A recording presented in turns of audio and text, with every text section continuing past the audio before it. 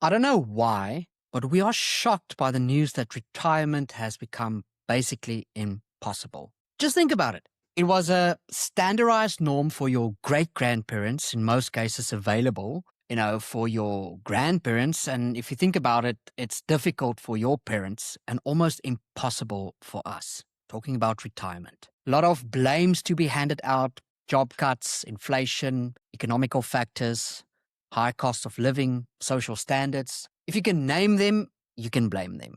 But the reality is, it's kind of a thing we should accept now and really just take a personal reality check. We can blame and sure, argue that it's not our fault, but how we steward and navigate in this reality remains our own responsibility. So consider this your wake-up call. For a disclaimer, my goal is not to give you financial or legal advice. I'm no expert and definitely not authorized to do so. But I work with a lot of entrepreneurs, with founders, with companies and individuals that face the same waters as us. The reality affects everyone. So let me quickly show you a basic reality check test that I did. And granted, this is not a test that is approved by any financial expert, but I feel that we need to check the implications of kind of like our lifestyle living and ripple effects it creates, and effect that kind of like we need to live in one day. Now, let's be honest. I'm assuming a realistic negative that might change, especially when it comes to inflation. It might change for better or actually for worse. And I'm calculating this on my own circumstances. So it will be reckless for me to say this that I'm about to show you will be your reality. Also, I get it. Just because something is an expense now does not mean it will be one day. For example, a house premium, investment and policy contributions, etc., that falls into my monthly kind of like cash burn rate or expense. I love to call it a cash burn rate. That will actually counteract during retirement or will actually assist in this. So for that part of it, I actually included some of it and included some of it, excluded some of it, if I can say it like that. And this, of course, will change from individual to individual. So don't get too fixed on the actuals. You can actually do this much more comprehensively with your own financial advisor or your own spreadsheets, but the principle still stands. And this is what I want to show you guys. So I'm going to go ahead and open up my ChatGPT. You can, as I said, open up anything. And I just want you to see what I showed in here. So I wrote in here, I said, I'm 35 years old. I want to retire when I am 65 years old, meaning in 30 years. Let's presume I live till 95, meaning I live 30 years in retirement. Currently, my cash burn rate or living cost runs at 40,000 Rand per month. That's an accurate kind of like summary of my personal ones. As I said, this might look completely different to you. Ages, retirement, everything like that. So just keep it in mind when you calculate something like this, right? Assuming I want to retire within the same lifestyle I have now, so the money needs to have the same value then, and assuming inflation is 5% per year, that's the assumption I made based from historic data that might change to future data. But from now, here on here, how much money do I need in total for my retirement to live in the same lifestyle that I'm currently in? Let's see what ChatGPT gives us. I'm going to run that prompt and it's going to think for a while, and I'm just going to wait here and visualize this with you guys as it thinks. So let's go for that. Thinking. Okay. It's actually telling me how it's reasoning. I'm calculating this in two useful ways: the total and future rands with no investment growth and the equivalent in today's buying power, and gives me some sarcastic feedback that humanity does not love making one number wear several disguises. So let's see how it gives. Okay. So it's telling me at age 65, I would need 172,000 Rand per month, or approximately 2.1 million Rand per year.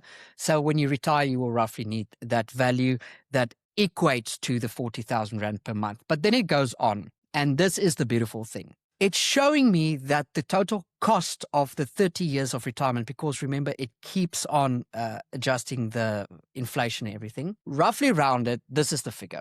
Roughly rounded, it's showing me I need 138 million Rand, not today. That's the value of retirement. That's what it's going to cost me. right? So I'm going to just go back into my studio, stop sharing, and then just jump straight back into this.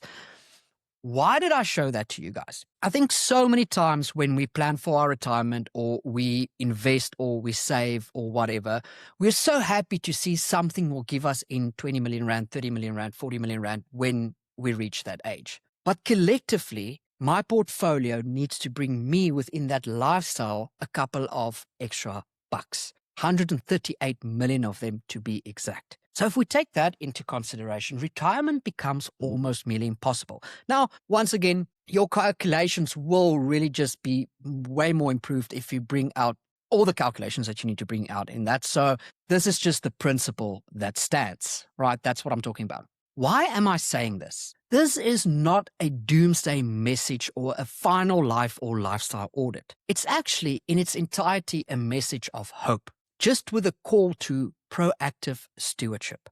Now, the first tip I want to give is please stop adjusting your lifestyle standards upwards with every single salary increase you get. You might say that you can always change, but you are actually forming a habit, and habits become culture and it becomes a standard of living. It's tricky to reverse engineer. The second tip I want to say is realize the reality, the existence and effect of two enemies that actually exist completely out of your control. And those enemies are tax and it's inflation. Rather accept them and plan with it. Basically, it's the devil you know versus the devil you don't. The third tip I want to give is the sooner you take action, the sooner you actually start being in control of how things can turn out. The fourth tip I want to say is understand your thinking around your future and where it comes from, or kind of like who influences it. A common argument that we see is around owning property, for example, owning property versus renting a property. Stop asking people what you should do. Both arguments have very supporting facts. It's in our nature to do things exactly like our parents did if they succeeded, or the opposite if we see them failing. If you are working towards retirement at 65, that's a model that we get from previous generations, that's fine. Most probably you are following the blueprint of your folks, who by definition, because of how things worked, bought a house early and would encourage you to do so. And if you are able to follow that blueprint, then cool, go for it. If you follow a different asset strategy, it might exclude this possibility, and that's also cool. I'm saying this not to talk you into something or out of something. I'm using this as an example to understand who and what influences your financial and business decisions, and to make sure that it actually aligns within your personal goal of what you want to achieve, and that you are not following someone else's advice and trying to apply it in your own journey. The fifth tip I want to give you is, and this is the only financial advice I would give you, right? I said I'm not a financial advisor. This is the financial advice I want to give you. Stop saving, okay? Your money is not actually growing in a savings account. It's okay if it's parked there because of short-term commitments that falls inside your plan. For example, personally, if I know I'm going to start a new joint venture, JV, or launch a new MVP or buy a business asset in like 4 or 5 months, and it's still undergoing the due diligence phase, I will often keep that cash in hand in a savings account. That's one example of me personally. Savings is okay, but it's not great. But okay for short-term parking, but horrible for retirement planning. And here's a quick example that I just want to give you.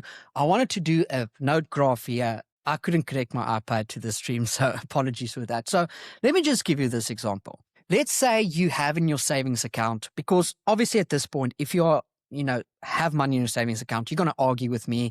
You're going to say it's safe there. I know it is. I've got access to it. It's growing because you can see the growth. And granted, that's all good and fair.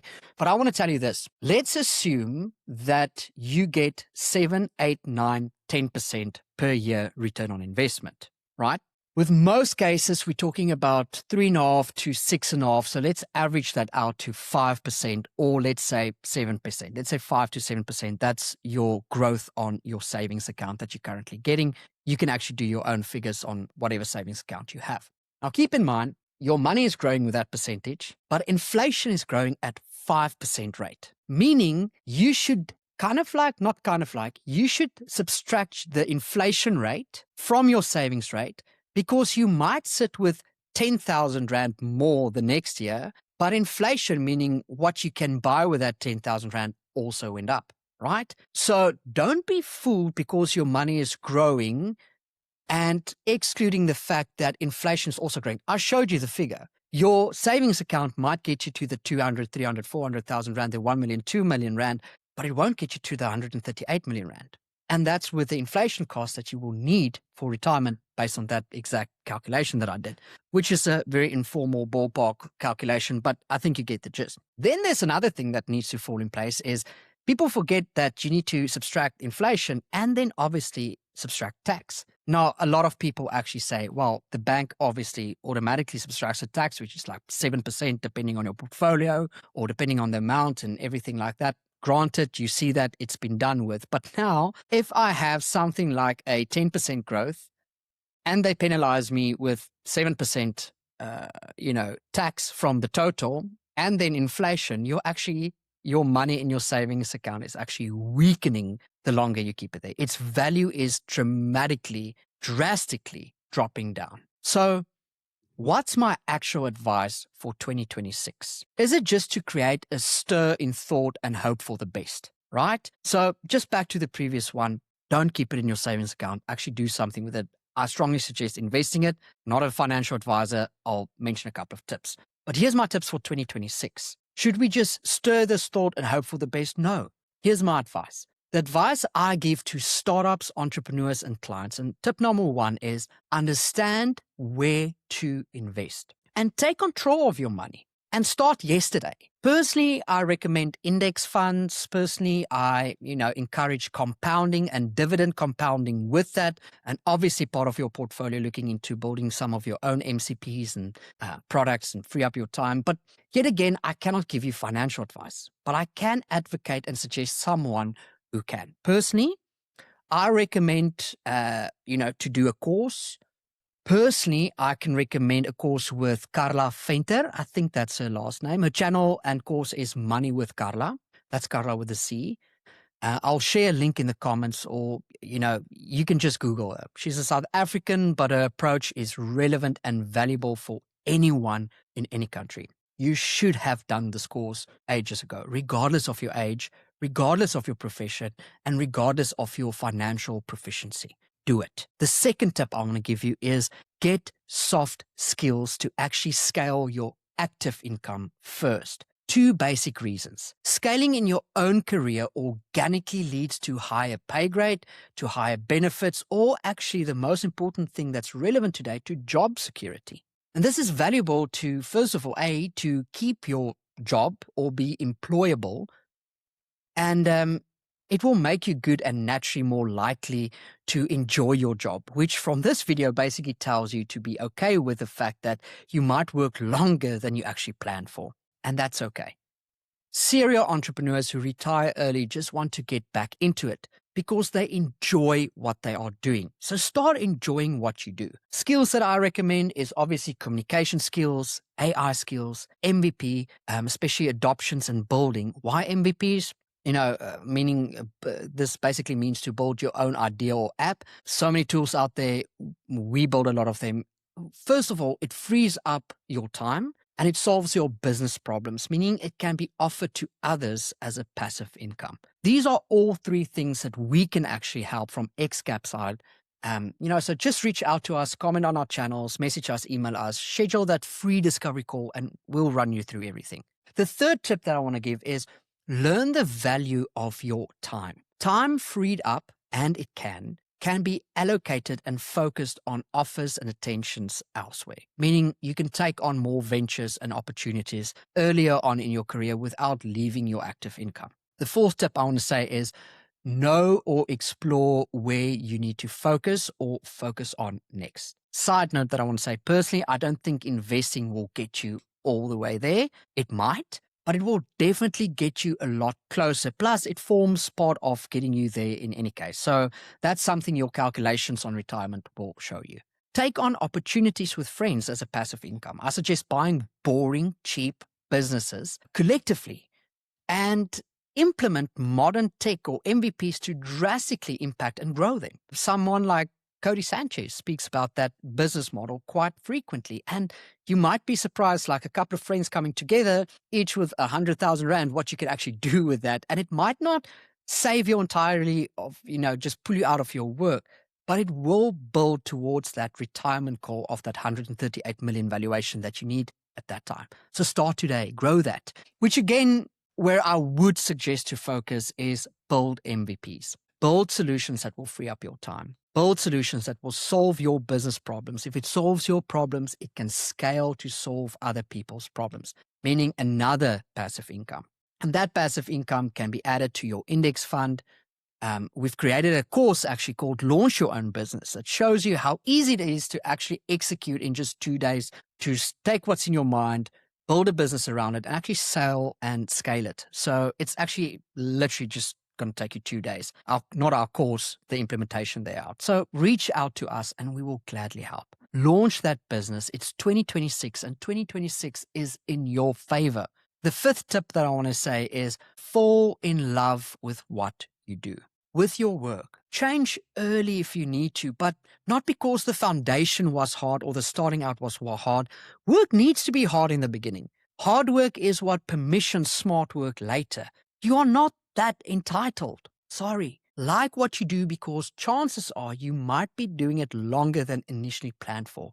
And once again, that's okay. The sixth tip that I want to give is that's okay. Again, you were called to create, to solve, to contribute, and to work. Work actually contributes to a purposeful life. I'm not saying retirement is impossible.